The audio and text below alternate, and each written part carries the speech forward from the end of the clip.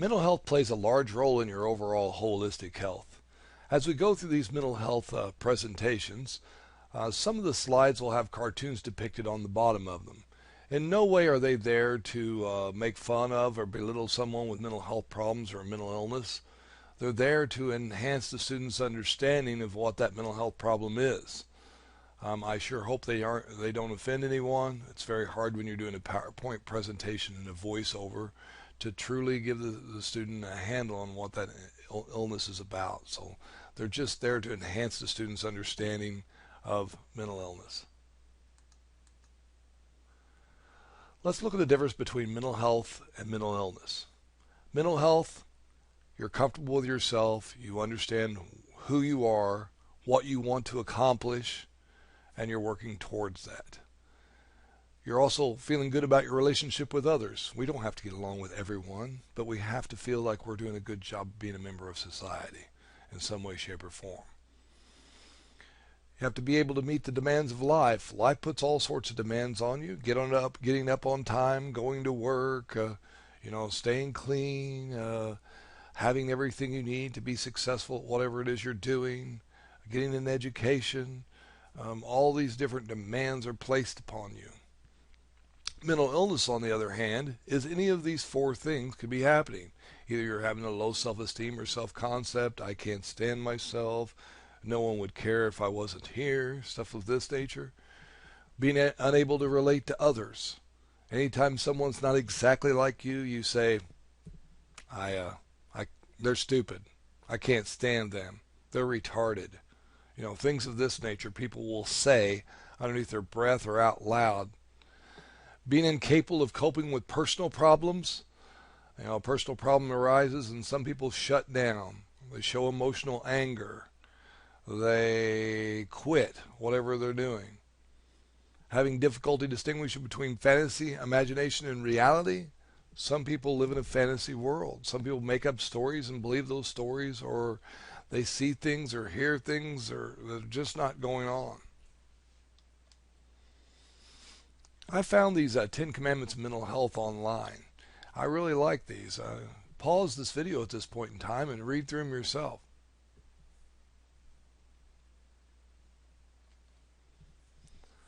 Personality is an individual's unique pattern of characteristics, what makes you who you are. We say there's 4 things that can affect your personality: heredity, environment, culture, and self-concept. Let's examine those.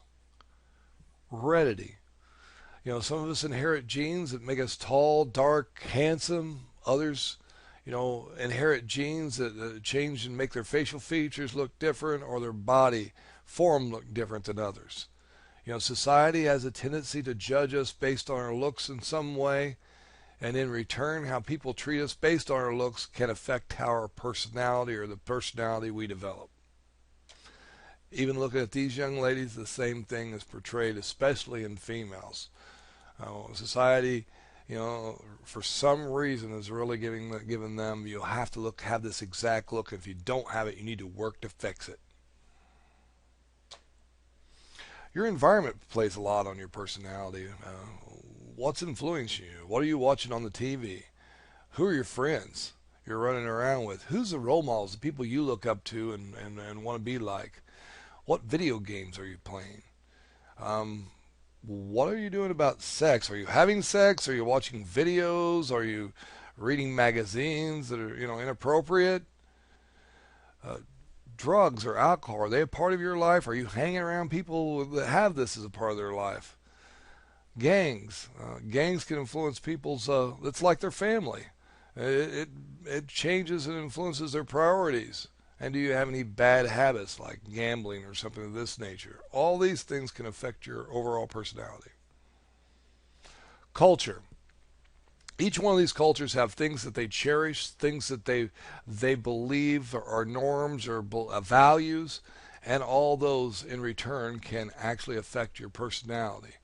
Man, we look at each one of these. The Native Americans, they believe that nature is so important and valuable.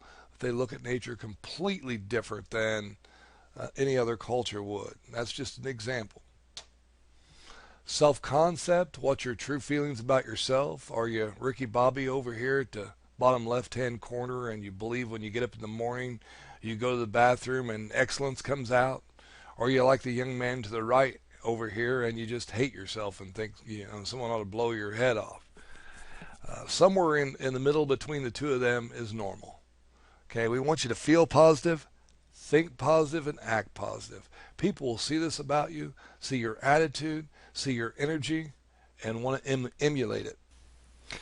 You're made up of three selves: your ideal self, public self, and private self. Your ideal self is your conscience. This is how you think you ought to be or how you should be.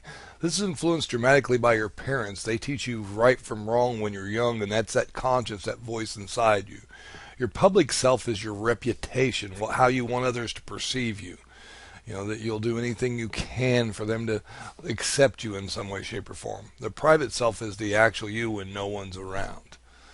As you get older, if these three selves blend together and you're the same person everywhere, that's a good sign that you're growing as a person, developing really good mental health.